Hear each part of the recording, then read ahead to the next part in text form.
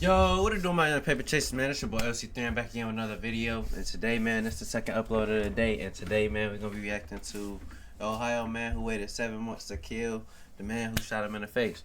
I don't know exactly what's gonna happen in this video. I don't know how the video gonna play out, whatever. But shit, we're gonna jump into this bitch and let's see. But we still gotta subscribe, go to 500 subs. Go ahead, like, comment, and subscribe. Share it to a friend. We're gonna jump right into the video. Now, police are investigating a deadly shooting in East Columbus that happened early this morning. Police say they found the man on Sterling Lane near Stelzer Road, suffering from a gunshot wound, and he died shortly after. Every time you look up, there's a dead body in your backyard or laying on your side of your porch. This is Columbus, Ohio. They shot my car up. And sad for his community. Hey, God didn't finish his player creation. He half-assed that nigga, I ain't gonna lie. I thought we got away from this. We had a good day yesterday, you know, fishing, you know, then come home to this. Come to me in like matter of seconds. Heard like 5 shots. Look out the window, guy's laying there. I run out, try to revive him. Hey, 10 TV was on the scene of an arrest by SWAT officers. You can see them taking 25-year-old Keith Coleman into custody. This has happened on South Richardson Avenue in the Hilltop. He was charged with murder in a shooting back in July on Sterling Lane. Fam, when somebody say revenge don't got no date on it, this story a prime example of that. Now, fam, before we go any further, I want to ask you a question. Let alone shot you in the face. But if somebody shoot you and they get away and you still living, what would you do? Today, we talk about a man who decided to get revenge in his own hands. Waited 7 months for the perfect opportunity to kill the man who shot him in the face. Today, we go over his story, see what happened, see where this happened, the victim and the suspect, and see where we at today. But before we go over this one, I want you guys to remember, I don't give you no angle. I just give you the story. So with that being said, make sure you like, comment, and subscribe. We'll jump right to it. Today we're going to Columbus, Ohio, about 2 hours away from Cleveland, Ohio. But just 3 weeks ago, a Ohio man was sentenced to decades in prison for avenging his own shooting 7 months later. But in order for us to find out how we got to this point, fam, I gotta take it back 2 years ago, January of 2022, and head to an apartment called Eastside Apartment Complex in Columbus, Ohio, where a 32-year-old man who went by the name of Harry Moore Jr. had shot Keith Coleman Jr. in the face inside their neighborhood. But Keith Coleman had survived, and he lied to police and did not cooperate in the investigation. But detectives were able to collect shell casings from the scene, according to prosecutors. And that was key, because shortly after midnight on July 3rd, 2022, Keith Coleman had laid in wait for Moore at the same apartment complex. Prosecutors said Coleman shot Moore in the face and back. Moore was able to fire 1 round back, and the ballistic testing matched the bullet casing to the January 2022 shoot where Coleman was hurt. Now, police are investigating a deadly shooting in East Columbus that happened early this morning. Police say they found the man on Sterling Lane near Stelzer Road, suffering from a gunshot wound, and he died shortly after arriving at the hospital. 10 TV's Kiana Deiches talked to neighbors who were there when it happened.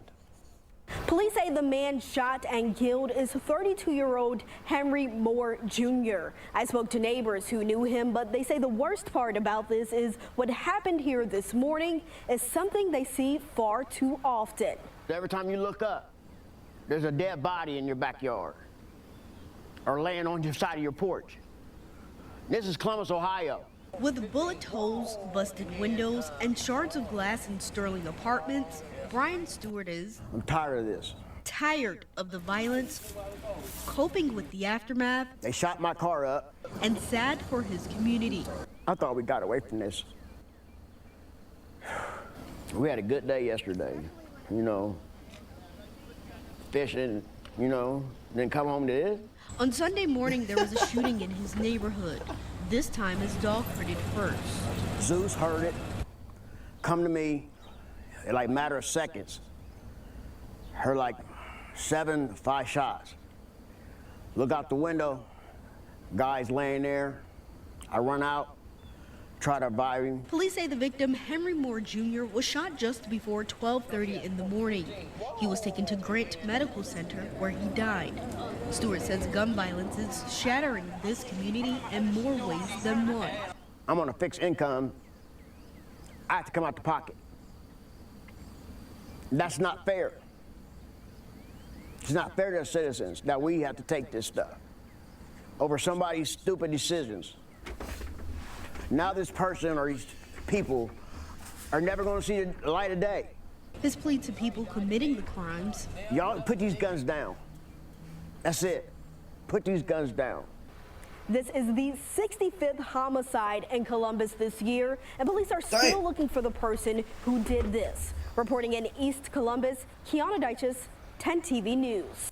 Now, Coleman didn't get arrested until 3 months later, on October 13, 2022. And it wouldn't be until after he get arrested until the public was able to find out how he was able to get up with the guy who shot him in the face 7 months later and kill him. Today, 10 TV was on the scene of an arrest by SWAT officers. You can see them taking 25-year-old Keith Coleman into custody. This has happened on South Richardson Avenue in the Hilltop.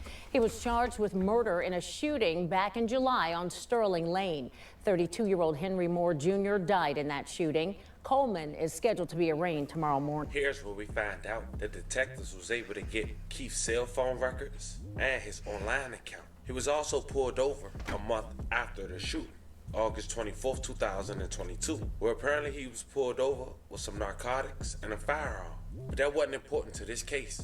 The prosecutors wanted to point out that the vehicle that he was pulled over in was the same vehicle that was used the night of the murder. Now, Keith wanted to take it to trial, and one of the evidence that the prosecutors used was Columbus Police Detective Sean Taylor, who's an expert in digital forensics. And he was able to do a phone extraction to Keith's phone. And this is what they found. The phone and its contents will show that the defendant read an article about the murder at 3:24 a.m., the very same morning of the murder. And then later that same morning, started checking the municipal court website and the common plea website for its own cases. According to prosecutors, they believe he was checking to see if he had any cases against him.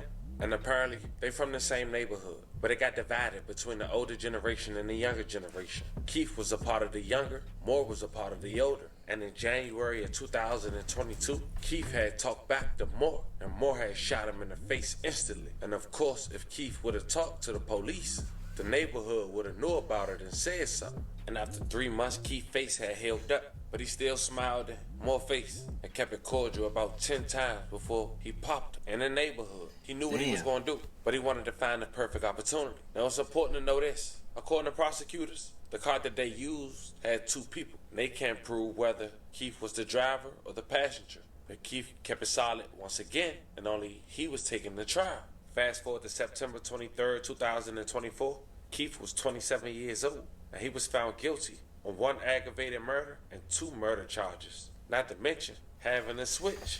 A month later, November 20th, 2024, Keith was sentenced to life in prison without the possibility of parole until after 35 years. And to think, all this started because of neighborhood beef and pride. It's a very unfortunate situation.